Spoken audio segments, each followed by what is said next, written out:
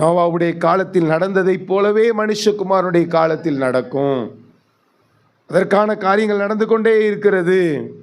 இப்படிப்பட்ட காரியங்கள் எல்லாம் நடக்கும் பொழுது நம்முடைய உணர்வுகள் எப்படிப்பட்டதாக இருக்கிறது?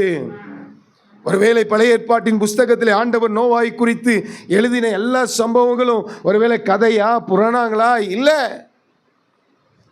எல்லாம் சரித்திரம். இன்றைக்கும் எழுதப்பட்டிருக்கிற அந்த மலை ஆனாலும் சரி, தேசமானாலும் சரி, எல்லா காரியங்களும் என்ன பண்ணியிருக்கு? இன்றைக்கும் ஆதாரங்களாய் வைக்கப்பட்டிருக்கிறது.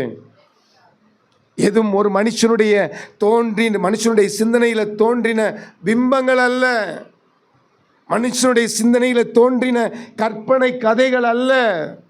அவ்வளவும் நடந்ததும் நடக்கிறதும் நடக்க போகிறதுமான சத்தியங்களை தான் பரிசுத்த வேதாகமத்தில் ஆவியானவர் எழுதி வைத்திருக்கிறார். ஆமேன் சொல்லுங்க பார்க்கலாம்.